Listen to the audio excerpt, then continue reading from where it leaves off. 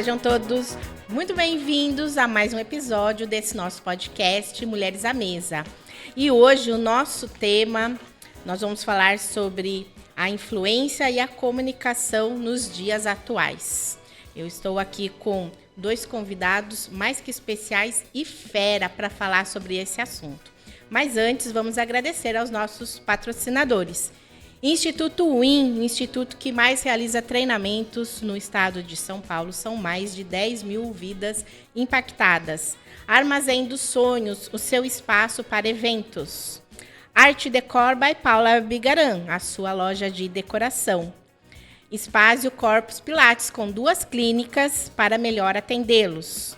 Winning Eventos, a agência produtora de podcasts e assessora de influencers. Thales Ortiz, que cuida do meu hair, do meu cabelinho.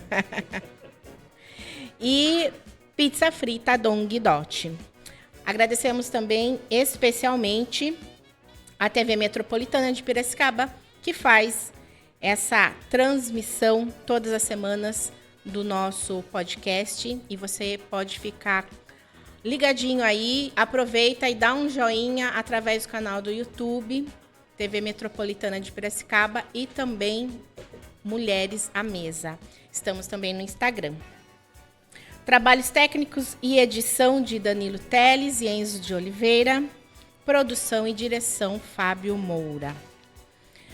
Vamos ao que interessa. Hoje eu estou aqui com Daniela Risse.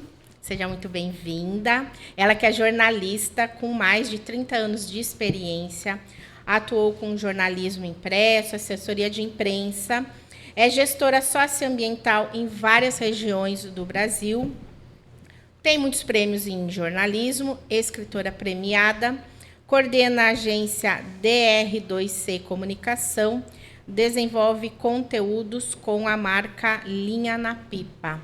E também Rafael Sanson, seja muito bem-vindo. Ele que é diretor de Relações Institucionais da ATEP, diretor da aceleradora Zion ou Zion? Zion. Mentor de startups, Inova CPE, CPS e AB Startups.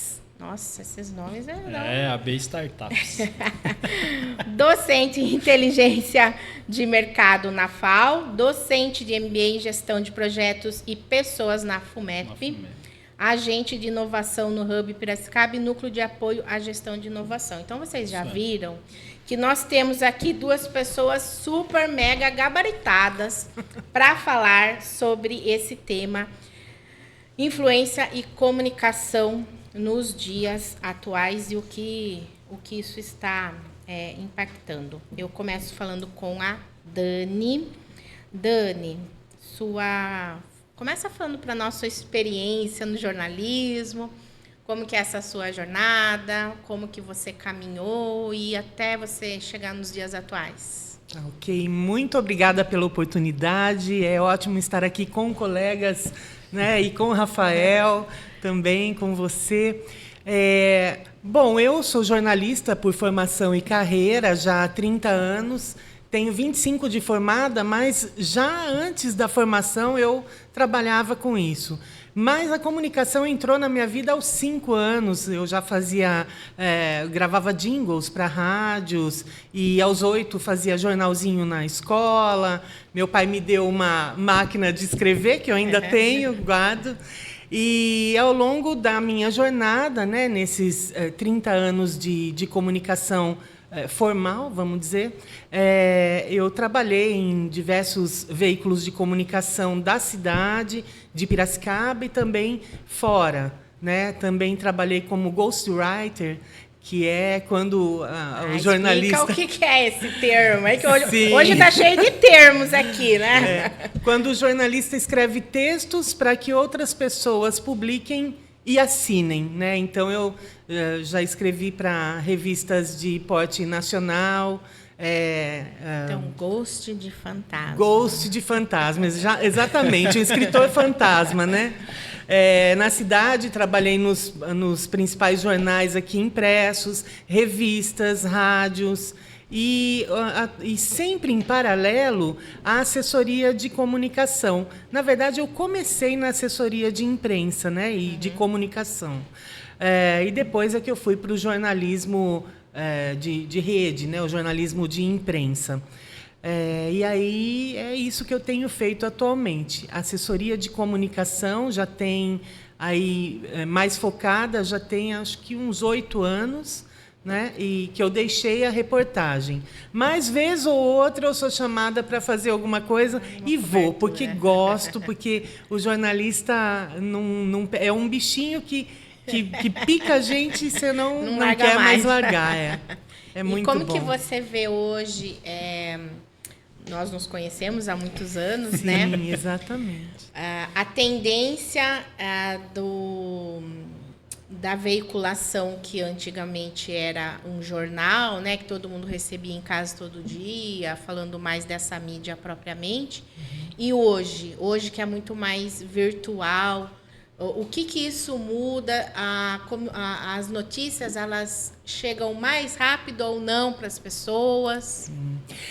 Bom, antes você, num jornal impresso, por exemplo, o rádio era um pouquinho mais dinâmico, mas num jornal impresso você tinha que esperar a notícia real do dia seguinte. E o desafio para o jornalista era fazer com que essa notícia chegasse a mais fresca possível. Então, buscar não apenas o fato, mas o que está além do fato, para que o público leitor tivesse essa oportunidade de ler a notícia de uma maneira mais consistente.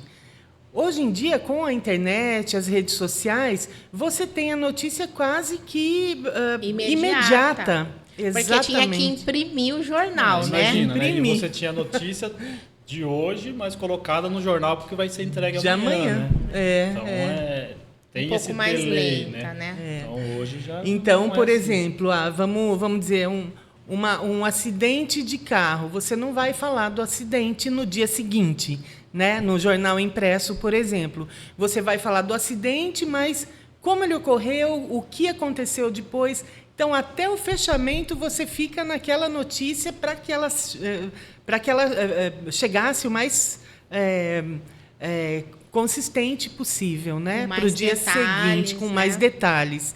E, às vezes, até detalhes que a outra pessoa não pensaria, né? Porque você fica sabendo do fato e foca naquilo. E o jornalista, o papel dele é buscar justamente o que está além do fato. Hoje em dia, com as redes sociais, é imediato. E o que acontece é que muita gente se tornou dono da notícia, né? O que é também um grande risco, porque não se tem, muitas vezes, a apuração de fato, né?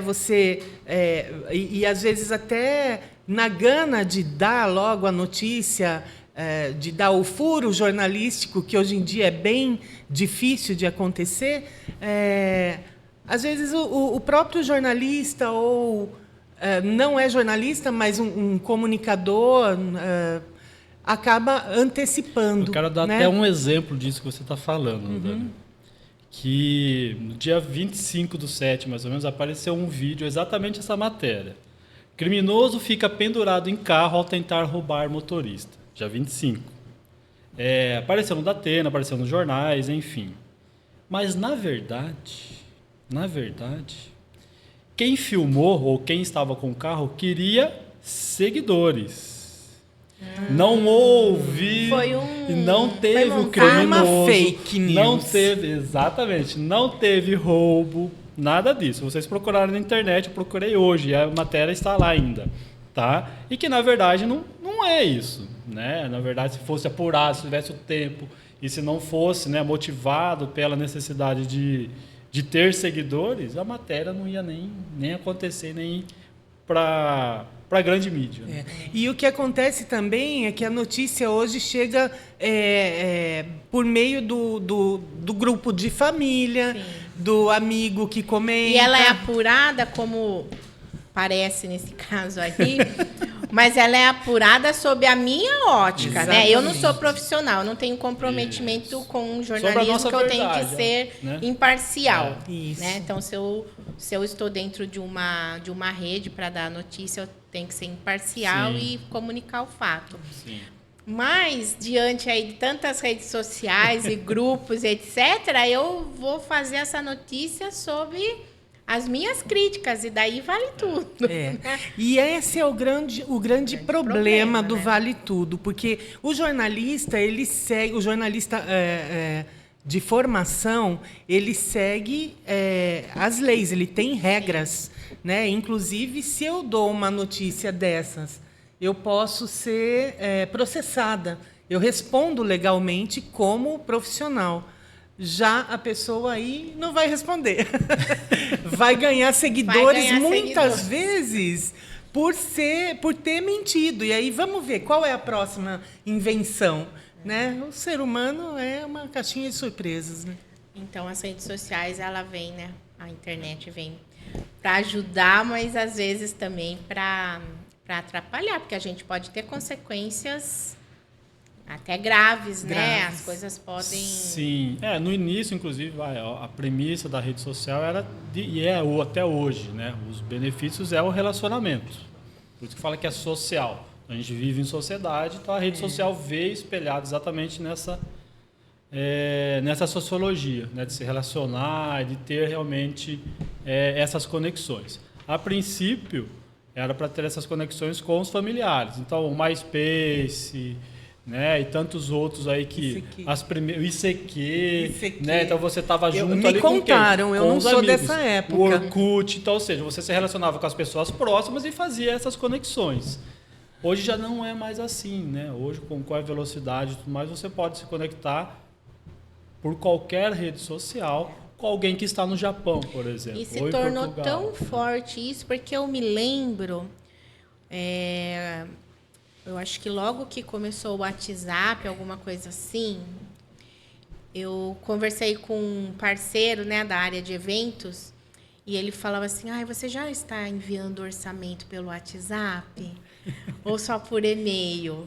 Né? Então, assim, ainda na formalidade, né, ainda nos protocolos, o WhatsApp veio para ser aquela coisinha, né? Vamos bater um papo, vamos falar, comunicar. Dinâmica. Ele deveria, exatamente. Mas hoje os orçamentos é pelo WhatsApp. Sim. A premissa do WhatsApp era exatamente isso, né? Não era para ser um SMS, mas para facilitar exatamente essa conexão com as pessoas através do número de celular. Que hoje, acho que todos, né, do Brasil, os brasileiros e tudo mais, tem pelo menos um celular, inclusive tem o WhatsApp. Né? E aí a premissa exatamente do WhatsApp era mensagens rápidas, somente isso. Né? Aí veio com essa evolução, com a segunda versão, terceira versão, colocar emoji, colocar vídeo, de você deletar a mensagem, né? De você acrescentar outros itens. Inclusive, hoje é possível você receber e realizar pagamentos pelo WhatsApp. Então, é uma ferramenta de interação total, né? Aí a gente tem que pensar também nas diferenças de uso das ferramentas, né? O WhatsApp, ela acho que a mais completa atualmente, né, Rafa? Ela é mais fácil, intuitiva, né? Para comunicação, mais completa, né? mais usada né? no Brasil, né? No Brasil. No Brasil é a mais usada. Olha, semana passada eu perdi o prazo de um orçamento que era público. E por causa que eu não olhei o e-mail, fiquei uns dias sem, perdi o prazo. Então. A gente fica no WhatsApp ali o dia todo. É muito mais fácil, né? Mas aí o e-mail, ele ainda serve para formalizar, né? Como para documentar. Quando você precisa documentar uma parceria, até mesmo um orçamento, eu sempre envio pelo WhatsApp, mas também pelo e-mail. Para que fique lá, porque às vezes no WhatsApp você também pede, ou apaga, deleta, né? E é muita coisa que chega. No próprio... Né, até a conversa do dia a dia do WhatsApp, inclusive, é até mais rápido, mais ali direta, mais tal, dinâmica. Com um monte de emojis e tudo mais. No e-mail, realmente, né? ele é muito mais formal, a própria escrita, né? A própria montagem do e-mail ela acaba sendo formal e que serve exatamente para documentar o que, porque que às vezes foi fala assim, feito. deixa eu mandar um e-mail. Quero É. escrever um e-mail. Vai aqui no Ter o WhatsApp tempo de mesmo. Oi, tudo bem? pensar, escrever. E é engraçado porque parece que a gente, Não é? a gente várias pessoas, né? Ao mesmo tempo. Eu sou uma no e-mail. Boa tarde, como Prezados. vai? Prezados. No WhatsApp, oi, aí, tudo bem? Cordialmente. A gente não escreve nada disso no WhatsApp, né? E também tem o direct, né, do Instagram, que também passou a ser um lugar de negociação. Sim. É muito interessante porque o Instagram traz essa característica de negócios, né, também. E aí, pelo direct, você pode fazer negócios. Eu não gosto, eu prefiro o WhatsApp. Né? E tem o Telegram também, muita gente usa e ele é mais usado em outros países. Né? O WhatsApp é coisa de brasileiro mesmo, a gente que pegou para nós, assim, né? A gente pegou para nós porque a gente gosta de praticidade. Dentro da comunicação ainda, falando aí, nós estamos falando do WhatsApp, direct e tal, vamos voltar um pouquinho na comunicação impressa. O que ainda hoje vale, o que está rodando ou realmente não vale mais a pena apostar nesse tipo de mídia? Bom, o que eu noto é que tem... Aí o trabalho da assessoria de imprensa passou a ser bastante importante, porque as redações de jornais impressos, especialmente, elas estão cada vez mais enxutas. Então, tem poucos jornalistas. Eu trabalhava numa redação com mais de 30 jornalistas para produzir o jornal diário. E hoje tem 2, 3, né? Para produzir não o mesmo jornal, nem com a mesma consistência de notícia, porque acabam recebendo muita informação das assessorias, como que servem de apoio para o jornalista, a ideia é essa. O assessor de imprensa, ele também é um jornalista, porque, afinal, ele também tem que apurar, né, para saber, para encaminhar aquela informação para que seja fidedigna, né? Não dá para eu mentir. Né? Não dá para eu mentir, porque eu também coloco em risco a honra do meu cliente.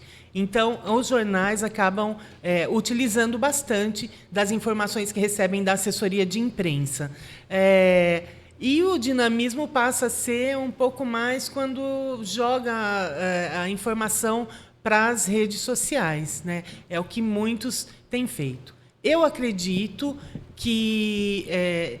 Eu conheço, assim, os idosos, principalmente, gostam ainda de assinar. Ia te perguntar, né? Isso, o público. O público mais idoso ainda assina os jornais, gosta de receber. Embora eu ainda não seja idosa, eu também acho muito interessante folhear o jornal, né? Mas aí tem também uma questão sentimental, emocional. Seria mais um hábito. Que é o cheiro do papel, que é o toque, que parece que... Porque os jornais impressos, eles sempre foram documentos. Então, quando você tem uma matéria ali que cita o seu nome ou alguma situação, você pode... Muita gente já usou como documento na justiça, para algum... Os registros pra alguma históricos prova. são utilizados também. Exatamente. Os jornais são as matérias importantes e tudo mais, ou inaugurações, algum prédio e tudo mais. É feito, né, esse documental, né? Exatamente, jornal, né? Bem lembrado, Rafa. Assim, os registros históricos. Então, ainda hoje é possível, né, que isso aconteça, porque está ali e tem a credibilidade do toque. Né? O ser humano é tátil, né? Sim. Então, assim, de você tocar, de você ler exatamente ali. Então, eu acredito que ainda haja essa credibilidade, ainda passou a ser bastante alimentado pela assessoria de imprensa, né, mais do que por jornalistas. Os jornalistas, os repórteres de redação, acabam atendendo quando é algo que precisa realmente ser destrinchado, né? Que seja mais investigativo, que precise de uma atenção maior para desenrolar a notícia, né? Entendi. Aí eu acho que... Como um acidente, alguma coisa assim. Exatamente. A gente falando de acidente, um acidente é uma dessas questões, uma investigação, ou algo mais político, né? A gente tem bastante... muita demanda, né? Para investigação. Entendi. Então... Rafa, você que é um especialista em startups, vamos mudar o rumo da conversa aí, o foco. Qual que é a sua experiência em transformar esses negócios? Como que está esse mundo aí das startups, a tecnologia? Vamos, inclusive, até colocar uma cronologia aí, né? A princípio, quando a gente começou a falar ou entender um pouco de startups do Brasil, a partir de 2007, 2008 e assim vai, foi a primeira leva ali das grandes startups que a gente conhece hoje, foi muito inspirado, inclusive, com a metodologia americana, tá? Então, como que o Vale do Silício fazia ou faz até hoje a aceleração de startups, né, ou o desenvolvimento delas. E aí surgiu, né, essa metodologia que é o Business Model Canvas, muito difundido, arroz com feijão para quem quer começar o negócio. Na minha época da faculdade, inclusive, não existia o BMG, né?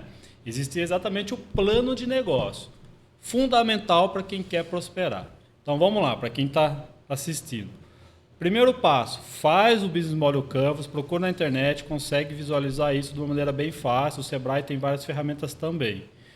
Após isso, testa, né, que no jargão a gente fala que é pivotar, que é tracionar o negócio, vê se dá certo. Deu certo, monta esse plano de negócio. Tá? Então, em geral, é assim que acontece. Eu vou pedir licença que eu quero indicar, inclusive, uma professora que tem vídeos no YouTube. O nome dela é Giovana Bacarin. Falando em acidente, eu gostaria de noticiar. Atenção, Atenção. Corta, já vai cortar aqui. Vamos lá. Então, eu gostaria de indicar uma professora que trabalha com isso e ela explica, ela é ótima, o nome dela é Giovana Bacarin. Tá. Então, no YouTube, procurem lá e ela traz muitas informações, inclusive ensina como desenvolver o plano de negócios. Então, a gente teve essa primeira Vou fazer onda aí, um adendo aí, um parênteses. Startup hoje, ela quer dizer a mesma coisa, eu estudei faz muitos anos. Vamos lá. Que a gente falava, tinha um outro nome, que fala, incubadora. Tá, vamos destrinchar então. Ou não tem nenhuma relação? Então, o nome a startup raiz, ela tem que ter tecnologia. Tá? Então, lá, de novo, né, voltando para o Vale do Silício, mais a startup, a princípio, a denominação, a definição era que seria empresas de tecnologia, aplicativos, desenvolvesse exatamente em grande escala o produto ou serviço que ela estava fazendo. Né? Com o passar do tempo, isso caiu um pouco em desuso, porque a gente tem outros meios e outros modelos de negócio. Então, no Brasil, por exemplo, as startups do agro estão aí. A utilização de tecnologia, mas ela vai tratar e vai desenvolver lá no campo, né? Lá com o agricultor. Dito isso, com o passar do tempo, aí para 2015, 2016, quando foi que a Zion surgiu, nós começamos a ter as nossas primeiras startups que se tornavam unicórnio, ou seja, que valem mais de $1 bilhão. Tá? Que foi a 99 Táxi, aí as outras também. Né? Em Argentina teve o Mercado Livre E assim é onde que a gente tem. Hoje, recentemente, nos últimos 10 anos, tem a Nubank e tantas outras aí. Existe a tecnologia, mas ela atende exatamente esse meio, né? Ou que realmente tem algo físico para entregar. A aceleradora, incubadora, são meios que facilitam o crescimento dessa startup. Uma aceleradora, como o próprio nome já fala, ela vai acelerar esse desenvolvimento do plano de negócio, da rede social, do desenvolvimento dessa ideia que o empreendedor teve. A incubadora, ela, de novo, né, a aceleradora foi muito mais para um viés privado, né, então há várias aceleradoras no Brasil ótimas. Aconselho vocês procurarem, né, o AIR, a CUB, tudo mais que ajudam, e tantas ACE, tantas outras que desenvolvem. E a incubadora se tornou algo mais com viés público, né, governamental, que tem alguma instituição por trás. Normalmente uma instituição de ensino. Tá? Então a gente tem a incubadora da Exalc, incubadora da Unicamp e tantas outras por aí. Segue-se de novo com a mesma metodologia que talvez uma aceleradora vá realizar. Você entendeu? Porém, no guarda-chuva da instituição de ensino. Certo? Então, são dessas maneiras. De uns 5 anos para cá, vamos colocar até uns 7 anos, começou a surgir um novo modelo. Tá? Então, a gente surgiu lá, né, do Vale do Silício, aceleradora e incubadora. De uns 7 anos para cá, surgiu um novo modelo ali para as startups se instalarem, que são chamados de hubs. E aí, a palavra ecossistema tomou muito à frente disso. Ou seja, você faz parte de um ecossistema do agronegócio, faz parte do ecossistema da educação, faz parte do ecossistema de tecnologia. E aí surgiram esses hubs. Com a premissa exatamente de alavancar, desenvolver, mas com um ganho do quê? De relacionamento com o próprio ecossistema. Então, se eu sou uma startup do agro, eu não vou acelerar ou me incubar em algo que seja financeiro, porque não faz sentido. Tá? Então, já há essa separação denominada de teses. Qual é a tese da aceleradora? Qual é a tese do hub? Ou seja, qual é a premissa? Por onde que essa startup vai entrar? É muito mais fácil e muito mais assertivo essa startup procurar exatamente esse modelo, né? O hub, a incubadora, que tem a ver e tem a expertise para a startup fluir. Tá? Em Piracicaba a gente tem alguns hubs, vários inclusive, né? Tem o Pulse, tem o PwC, tem o Hub Piracicaba, onde que a TEP inclusive atua na gestão, que vai auxiliar a startup a crescer. E aí o sucesso é muito grande, né? Porque o que acontece, voltando para o assunto da startup, ali logo no começo, nos 6 meses e tudo mais, a gente já tem um modelo do negócio formatado, o que ela vai ser, como que ela vai desenvolver, e ela começa a entrar exatamente nesse momento. Será que o cliente compra? Será que o cliente quer? Que é o Vale da Morte. Também tem muita bibliografia, procure na internet o Vale da Morte das startups, vocês vão entender isso. Ok, minha ideia é genial, tem o modelo de negócio, tem a rede social, está tudo desenvolvido. Mas o cliente não quer comprar. E aí não tem dinheiro. E aí eu não consigo desenvolver. E aí a startup morre. Tá? Então, é nesse ponto que, estando numa aceleradora, estando numa incubadora ou num hub, a assertividade é maior e a vivência da startup pode ser muito mais longa, né, e duradoura. Então, não basta só ter uma ideia genial, ideia por né? ideia é um sonho, né? Então, é isso que a gente fala. Ideia por ideia é um sonho. A gente precisa realmente pautar, colocar processo, colocar estrutura. E daí a gente não se depara, como você falou aí, seguiu as etapas e daí a gente caiu, o cliente não compra, o cliente não tem dinheiro. A gente não se depara que todo produto ou serviço que você cria ou inova e chega no mercado, o custo dele, por não ter escala, é muito maior do que quando ele está numa escala. Como que a gente define isso? Você entende o que eu estou querendo Sim. dizer? Aí existe também, né, uma escola, a IDEO, né, que é uma empresa que foi uma das pioneiras para falar sobre Design Thinking. No Design Thinking, a gente consegue fazer com que o protótipo seja exatamente rápido, sujo e você consiga testar. Tá? Então, o Design Thinking, ele trouxe essa facilidade para a startup não esperar, por exemplo, como era antigamente. Um laboratório fechado, eu preciso desenvolver todo o processo de manufatura, né, ou desenvolvimento para ir a campo e ver. Não. Com o Design Thinking, com essas metodologias mais rápidas, ágeis e tudo mais, você consegue definir, né, que o mínimo de um produto ali eu preciso tê-lo para oferecer no mercado. Aí a chance do sucesso é maior. É maior. Aí Tá? entra a importância das Entra aceleradoras. a importância, de novo, da aceleradora do incubador, porque ela vai dar todo esse Todo esse know-how, suporte. todo esse suporte para ela. Entendeu? Do que ir sozinho caminhão. Não vou falar para você que não é impossível, mas é muito difícil, é muito custoso. Tá? E tem o Sebrae também para dar o suporte, né, na área de gestão. E aí a gente já está falando aí que a empresa já está consolidada. Sim. E o Sebrae é espetacular. E a inteligência artificial?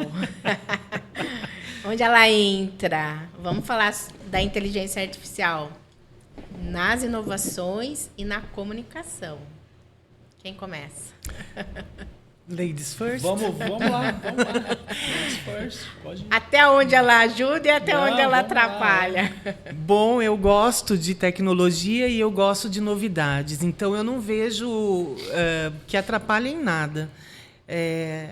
Eu percebo que se o jornalista ou o comunicador, em geral, tome a inteligência artificial como um apoio ao seu trabalho, ela só pode contribuir, né? E, inclusive, agilizar, né, na produção de um... Muitos dizem, o produtor de texto, o criador de texto, de conteúdo, agora é só jogar a informação lá e a IA cria tudo. Não é bem assim, né? Uhum. A não ser que você... No meu caso, eu sou uma escritora. Eu sou uma jornalista que escreve...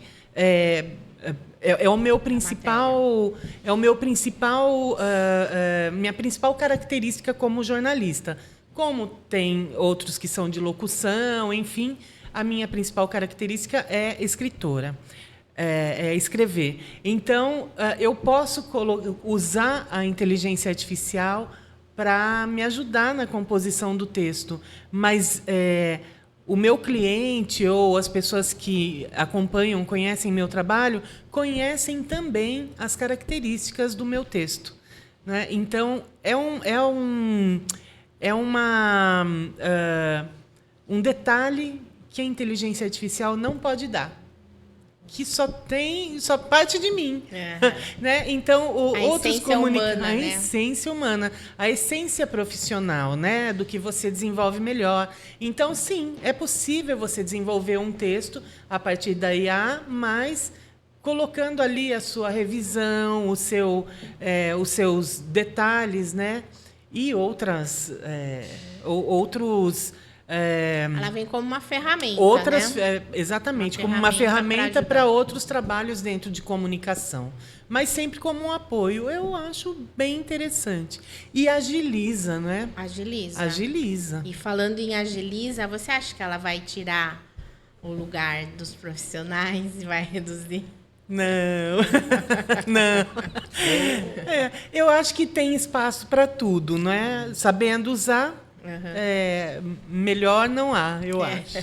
Então, eu acho que tem espaço para tudo. Acho que não tem como tirar o lugar do profissional, justamente porque é necessário esse feeling, é necessário o dom para se fazer a comunicação. E aí vem como uma ferramenta, né? Como tantas outras aí, inclusive o WhatsApp. Eu lembro quando a gente falando um pouco antes, né? Mas quando surgiu o WhatsApp, os jornalistas de redação diziam: me manda o seu release. O release é um texto que conta sobre aquele trabalho, sobre o cliente e tal. Me manda o seu release, mas não pelo WhatsApp. Eu não recebo pelo WhatsApp, só por e-mail. Ok, né? E eu já pensava, puxa, mas tá tão prático aqui, eu já estou falando com você, Já né? manda aqui, Já manda já aqui, vamos mas resolver. mas não queriam. E hoje em dia não. Manda pelo WhatsApp, manda foto. Coisa que não se podia. Num jornal impresso, antes, a foto tinha que ir em alta resolução, 300 dpi, JPG, tudo por e-mail, para que chegasse em alta resolução. Hoje em dia, a tecnologia também do desenvolvimento, né, do processo de criação de um jornal, de uma revista, já permite que você envie pelo WhatsApp. Né? Então, Eu acredito assim, com a inteligência artificial trará novas profissões. Esse é um ponto. concordo. Quais serão? Não sabemos. Né? Revisor de inteligência artificial, prompter de inteligência artificial, gestor de inteligência artificial. Não sei. Existem várias inteligências artificiais, várias. A que a gente tem ouvido e está muito mais palatável se chama generativa. ChatGPT, Copilot, Gemini do Google, enfim, tem várias. Dito isso, ela traz uma aceleração enorme em você ter as primeiras informações ali. Isso é fato. Digite para mim hoje sobre Design Thinking. Ele vai trazer um conteúdo ali. Lembrando que é uma inteligência artificial e ela está aprendendo. Isso. Tá? Então, tem a versão ChatGPT 1, 2, estamos na versão 4, vai virar 4, 5, 6 e assim sucessivamente. Assim como as demais também. Dito isso, haverá essas novas profissões. A construção, por exemplo, eu aprendi lá no Windows 3.11, Office 95, eu sou bem antiguinho. Tinha que apertar, digitar o Win para abrir o computador. Quem é mais antigo vai lembrar disso. Hoje já não precisa mais. Não é que não tem inteligência artificial, mas o que eu estou querendo dizer é que assim, antes do computador havia máquina de escrever. O computador sumiu, máquina de escrever sumiu, o computador foi substituído. A gente deixou de escrever porque não tinha máquina de escrever? Não, uma nova forma de escrever. Tá? Com a inteligência artificial, possivelmente vai acontecer isso. Possivelmente a gente não vai precisar escrever, ela vai escrever para a gente, mas a gente vai ter que revisar o que nós escrevemos. Tá? O artigo, o teste, assim, e assim sucessivamente. Esse é o lado, talvez, bacana, né? Nós teremos mais rápido a informação. O lado sombrio é o que vai ter na inteligência artificial, o que está em jogo. Né? Se a gente pedir hoje para a inteligência artificial construir qualquer imagem, você já deve ter visto isso em jornais e tudo mais, ela vai descrever e vai fazer igualzinho do jeito que você está escrevendo. E é uma inteligência artificial, não é uma foto, não é nada, é um retrato do que ele tem ali como percepção. Tá? Eu já peguei, por exemplo, fotos que a pessoa tinha 6 dedos, por exemplo. Tá? Então, umas situações... De novo, ela está aprendendo as próximas fotos. Acredito que ela não vai tirar um dedo ali, não sei onde ela colocou o sexto, né? Mas ela vai tirar. E o texto também, né? Às vezes a gente começa a reparar que são textos meio que vagos. E aí a importância do que a Dani falou. Né? A leitura vai ser muito importante. A gente está falando principalmente da generativa. Mas existem outras inteligências artificiais que veio a público, talvez uma das primeiras, que é o Watson, que é da IBM. Ela já está na saúde há mais de 15 anos. Né? E ela aprendeu a dar diagnósticos e dar assertividade para laboratórios e para hospitais de excelência. Já existe, ela está lá. Não é que eu estou inventando, já está lá. Né? Existem também as inteligências artificiais especialistas ou sistêmicas, que é embarcado no software da empresa. Tá? E aí essas inteligências artificiais sistêmicas e tudo mais, ela está fazendo com que as empresas sejam mais eficientes. Tá? Já existe, não estou inventando nada. Tá? Então, assim, é um mundo que está aí. Há 30 anos atrás, os desenvolvedores estavam ali desenvolvendo, estavam pensando. Existe um filme muito bacana, chama Jogo da Imitação. Não é novo, conta a história de Alan Turing, que é o pai da computação, né? E ele mostra exatamente como é que é feito e como que se começa, né, a pensar numa lógica enorme. É genial o filme, assistam, não vou ficar dando spoiler aqui, mas é legal, tem no Netflix, tem na Amazon e vale a pena vocês entenderem como que se deu o raciocínio lógico das coisas, os algoritmos, assim vai. Então, assim, ela já está aqui, né? O que cabe a nós é entender o que a gente vai utilizar da melhor maneira possível. Existem as leis por aí, já existem, né, várias proteções, Lei Geral de Proteção de Dados. O Brasil ele tem algumas regras específicas, então vale a pena nesse sentido. Dito isso, para não me estender,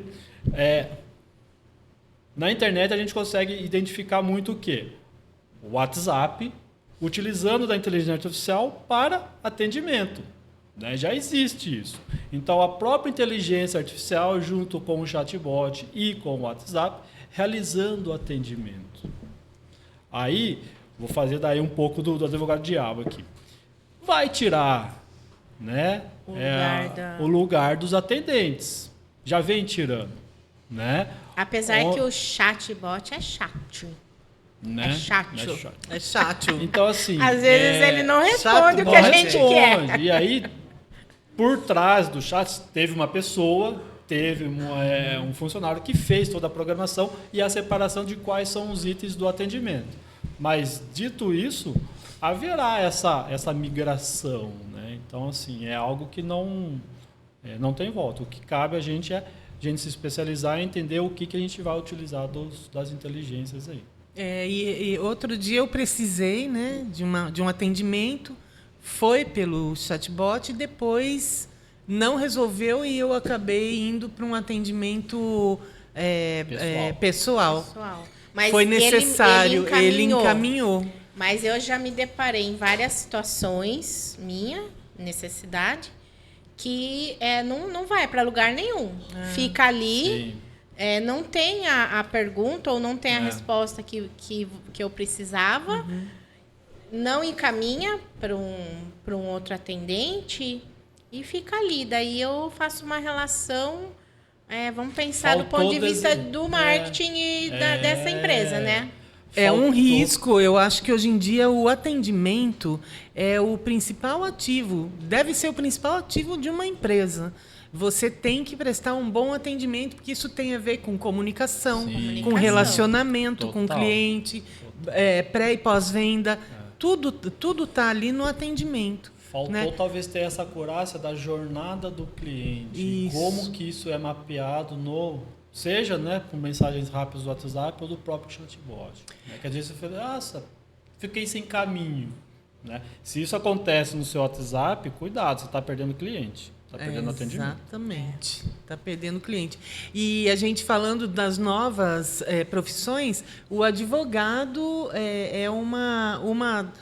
o advogado de tecnologias de informação, né, é uma nova profissão, é uma profissão recente. É um nicho. Né? É um nicho aí novo de mercado, Sim. né? Não tão novo, mas bem recente. Sim. Né? Para lidar. Ter bastante trabalho. Para lidar com nasceu esse nicho com bastante trabalho com já, bastante né? Proteção trabalho. de dados E muito estudo também, porque muita coisa é novidade. E não né? tem os parâmetros, né? Não tem leis definidas, não tem regras. E aí a gente passa a pensar também, né? Voltando até falar de jornalismo, nas fake news. E, como o Rafa falou, na criação das imagens. Né? Usar a sua imagem para outras finalidades e prejudicar. Né? Uhum. Eu lembrei de uma situação na pandemia, inclusive. Quando eu era professor, eu atendia, né? O Senac, o Sebrae. E o WhatsApp acabou sendo o principal meio, né, de conversa dos comerciantes, né, ou dos pequenos negócios com o seu cliente. não vou estender muito, mas esses comerciantes que tiveram que fechar a porta, né, da noite para o dia, não tinham o cadastro do cliente ou utilização de sistemas de CRM e tudo mais. Não tinha o telefone, nome e e-mail. Tá? Isso foi difundido, foi caminhando e tudo mais. E aí eu puxo aí para vocês, né? Eu tenho isso, tá? É o princípio exatamente do atendimento, tá? Depois o que realmente esse cliente quer de mim, ou quer comprar, e aí cai no funil de vendas e cai no processo ali. Por que eu estou falando isso? Se a gente está puxando para as redes sociais, um ponto de contato muito importante com o cliente é o WhatsApp e eu ter essa conversa com ele lá. Seja com um link no TikTok para o WhatsApp, do Instagram para o WhatsApp e assim sucessivamente, porque você canaliza e deixa numa plataforma única esse atendimento. O Grupo Meta tem investido muito pesado exatamente nas versões do WhatsApp. Tá? Ele é um aplicativo muito usual, né? Lógico, no Brasil, né? Mas no mundo também. E as atualizações são constantes. Tá? Então fica aí a dica. Eu vejo uma linha do tempo assim, ó. Na minha área, que eu atuo, né? Na área de eventos, atendimento, que é prioridade. Tudo começa aí. Eu vejo assim, ó. Casa de vó, né? Aquele atendimento... Isso. Telefone. Daí vem, né? A tecnologia avança. E daí tudo fica tecnológico, tudo muito padronizado. Hoje eu vejo que volta a necessidade do cliente dessa coisa do calor humano, do atendimento personalizado. Sim. E daí, para mim, na minha cabeça é conflitante o robozinho, o chatbot, a inteligência artificial e o atendimento humanizado. Como que a gente vai fazer para manter o atendimento humanizado, escalar, sem ficar robô? Dá para juntar tudo isso? Eu ainda defendo que a inteligência artificial é uma ferramenta, né? E o calor humano é insubstituível. Eu acredito nisso. Não sei se eu estou sendo romântica, Rafa. Como é que você vê? Mas eu vejo na minha área, depois da pandemia, o comportamento do consumidor mudou muito. Muito. A necessidade, mesmo. A necessidade bem do nítido, contato. E essa necessidade de ter algo ali personalizado, você está falando comigo, eu não estou comprando algo lá na prateleira, pelo menos dentro da minha área específica. Sim, eu acho que a questão passa pela confiança, a segurança, né?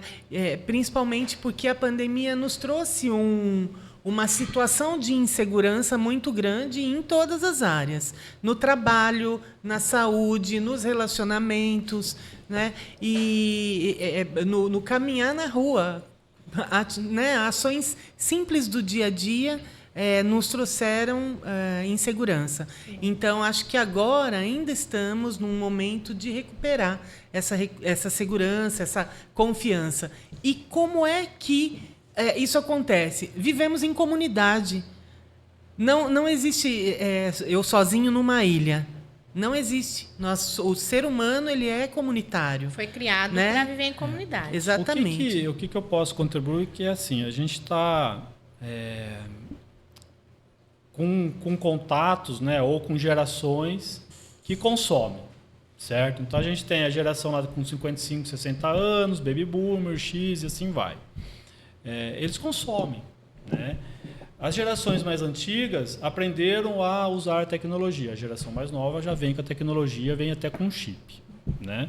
Então já tem celular e assim vai. E aí, por que eu estou falando isso? Quando a gente faz, né, e constrói essa experiência do cliente, eu tenho que contemplar a vovó do telefone e o jovem, né? Quer dizer que eu só vou atender pelo WhatsApp? Será que eu vou atender só pelo telefone? Não, pelos dois. E aí, lógico, a gente vai mapear por onde que quer conversar. Isso se chama Omnichannel, ou seja, vários canais de atendimento. Mas eu tenho que atender, não esqueça, tá? Não vai deixar perder, né, o atendimento. Por que eu estou falando isso?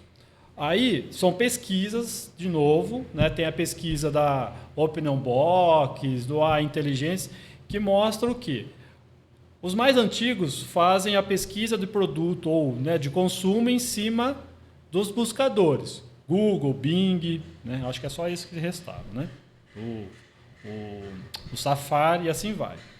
Já os jovens pesquisam diretamente na busca da rede social. Ou seja, tem o Instagram, tem a barrinha de pesquisar lá, ele digita lá, quero comprar um sapato. Vai procurar e vai achar esse sapato, ou seja, é uma outra maneira. Já a minha sogra, ela assiste vídeo do TikTok.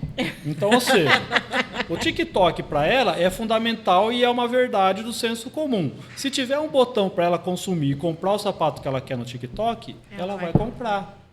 Então, ou seja, né, os mais antigos entraram nessa onda e estão ali. Ela gosta de ir na loja e experimentar. Talvez meus filhos vão querer vir da internet, compra no Mercado Livre, ou na Dafit, ou qualquer outra assim, chega em casa e experimenta. Não quero? Devolve. Né? Tem a lei do e-commerce e tudo mais que faz com que realmente isso aconteça. Então, assim, são experiências diferentes. Os dois compraram os sapatos. Tá sem humano, o outro está com humano. E assim sucessivamente. Tá? Para não estender muito, o que seria, ou o que é interessante, que também eu fiquei com um número bem surpreso. A gente está falando sobre rede social, relacionamento, atendimento, tudo isso, tudo junto e misturado. E a rede social é isso, né, como a gente está falando no começo. O tempo médio, de novo, pesquisa da Data e a Inteligência está aqui, ó, tá? De 2024, de junho. 124 horas por mês um brasileiro gasta na rede social. Tá? E aí tem separado. Qual é a primeira? TikTok, 30 horas, WhatsApp, 24 e assim sucessivamente. Por dia, eu fiz essa continha, não preciso dividir não. 4 horas por dia, em média, gasta numa rede social. Em média, eu posso dizer que eu gasto muito mais. Pode ter mais, né? Mas em média o brasileiro... Ou seja, entramos na rede social. Sua marca, seu negócio tem que estar na rede social. Queira ou não queira. Ponto. Né? Então, de novo, né? É uma aldeia global, está ali, a gente precisa desenvolver e estruturar. Puxando para o jornalismo, qual é a credibilidade que você passa para o seu cliente? Né? Como é que você realmente vai desenvolver uma marca, desenvolver realmente uma comunicação assertiva? Não sei. Tô brincando, com publicidade, né, com desenvolvimento e assim vai. Tá? A comunicação assertiva a partir das redes sociais? Sim, Aí você tem que ter a confiança, né, no profissional que está fazendo. E eu acho que, com o tempo, a sua empresa que está na rede social, especialmente no Instagram, que é a que mais vende atualmente, né? Você vai gerando essa confiança com as suas publicações. Muito se fala de você ensinar sobre o seu negócio. Então, você é uma chefe, você vai ensinar a fazer um risoto. Poxa, mas esse é o meu prato principal, é o que eu mais vendo no evento. Pois é, eu quero saber como é que faz esse prato que você mais vende. Eu fui lá, provei e gostei. Mas aí eu vou perder. Não pede, porque tem o seu temperinho. Sim. Tem a sua mãozinha ali. Então, e tem também a questão da falta de tempo, né? Então, às vezes, a pessoa vende algo ali e fica com medo de ensinar para não perder o público. Eu distribuo muitas receitas nos meus eventos e por aí. Pois então. Né? É uma rede social, de certa forma. Então, eu acho que nessa área, né, que o Rafa estava falando, da comunicação nas redes sociais, é isso. Para o seu negócio, você tem que trazer a sua expertise, Conteúdo. o seu Conteúdo, né? Você conversar com para que o você seu gere público. confiança. Não né? ficar falando, eu vendo isso, eu vendo. É o vender sem vender. 3 pontos ali principais de como que os brasileiros usam a rede social, né? A primeira realmente é a premissa lá, que é a de conexão com os amigos, tal, né? Ou deixar de seguir, e assim vai, né? Fazemos, somos humanos, Tem essa né? possibilidade. Ai, que A bom. segunda é Pelo realmente... menos na rede social eu posso virar A segunda cara. é realmente de saber de novidades. Por isso que o profissional, né, o criador de conteúdo, social media e tudo mais, os influenciadores são importantes, porque realmente é o segundo passo ou a segunda voz de como que a gente utiliza. A terceira é encontrar produtos que ele vai comprar. Fazemos isso, tá? E por quarto, que daí realmente é o ócio criativo, que é só preencher o tempo. Não tem nada que fazer, vou pegar o celular. Vou dar uma olhadinha aqui. Vamos ver o que está acontecendo com a vida dos outros. Então, ou seja, né, essas razões só colaboram exatamente com isso, né? De que a gente tem que estar lá, tem que desenvolver com parcimônia, lógico, mas utilizar da rede social ali para se relacionar. Então é isso. Resumindo, comunicação, nós dependemos da comunicação para tudo. Ela é fundamental para uma empresa nascer, para uma empresa crescer, para uma empresa se manter, para nós sobrevivermos. Não tem como sobreviver sem comunicação. Se eu precisar de um alimento, que é uma subsistência básica, eu vou ter que falar com alguém que eu preciso. Chacrinha já falava isso, né? Quem não se comunica, se estrumbica.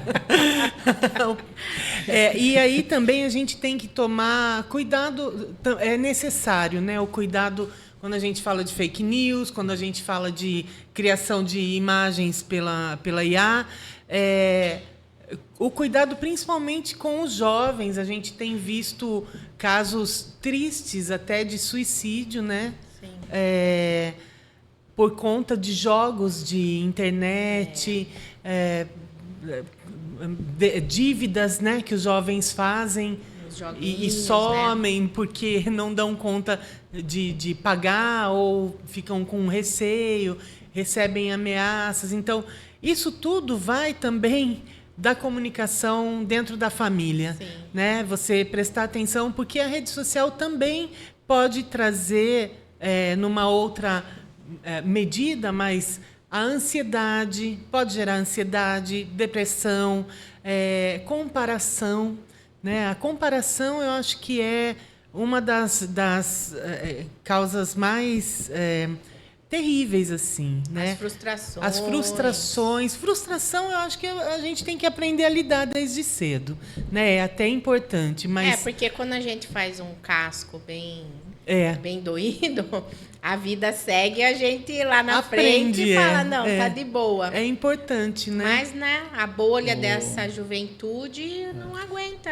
muita coisa lá na frente. Não. Esses são os malefícios, né? Ou realmente a ponderação de utilizar de qualquer rede social do próprio celular, né? Jogos, assim vai.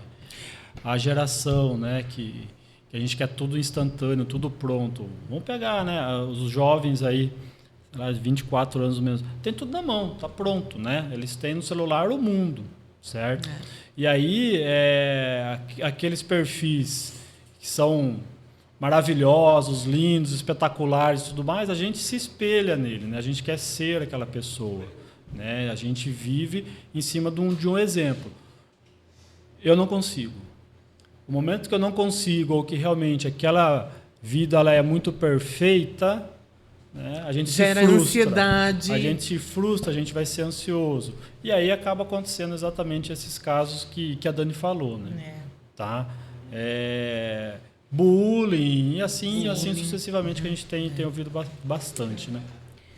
É por isso que é importante também a gente pensar na comunicação dentro de casa, né? Você orientar, buscar informação. Acho que o papel dos pais é sempre o de condução, né? O de educar, mas o de conduzir também, né? Porque são seres humanos em formação. Sim. Os filhos são assim. Então, conduzir, e saber, orientar, né, exatamente o que seus filhos estão tendo acesso, o que ele está consumindo. Existem ferramentas para impedir. Na internet, né? É importante. Tem uma, para não estender muito, tá estourando o tempo ali já, ó. Existe para os meus filhos, né? Faço também essa dica. O Google existe uma ferramenta, o Family Link, e aí você consegue monitorar todos os aplicativos, o que ele está instalando, qual é o horário que ele vai acessar, desligar e o tempo que ele vai durar.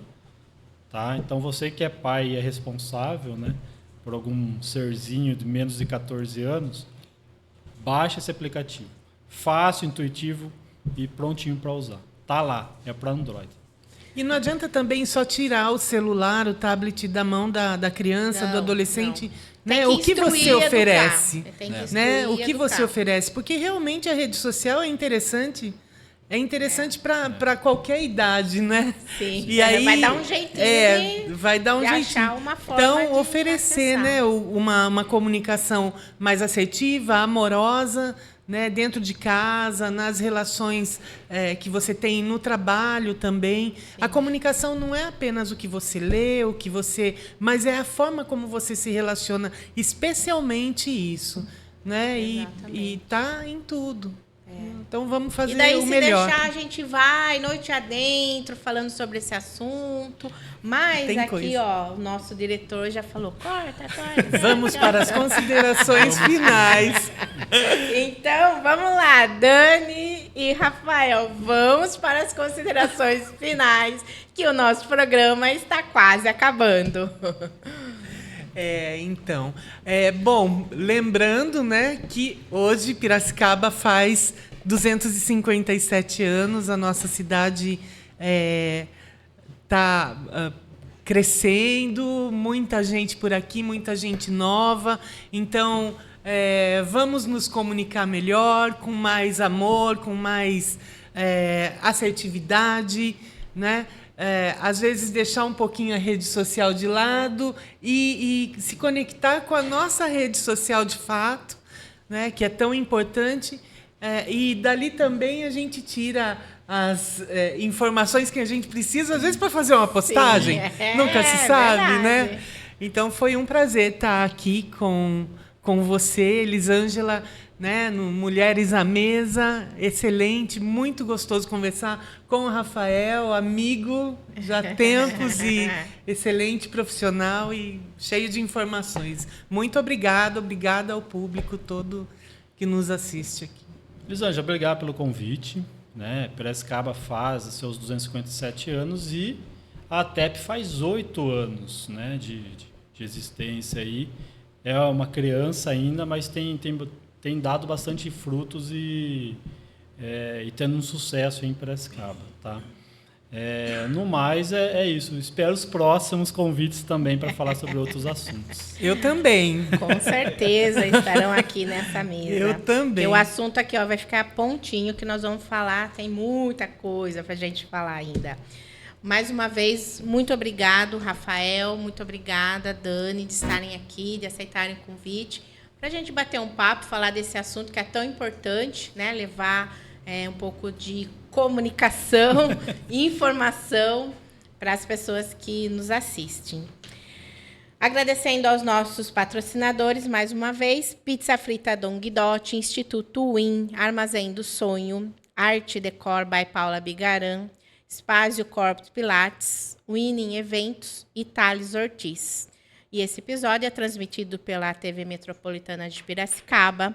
Os trabalhos técnicos e edição de Danilo Teles, Enzo de Oliveira, produção e direção de Fábio Moura. E eu, chefe Elisângela Rocha, hoje fico por aqui e espero vocês na próxima semana. Bye, bye.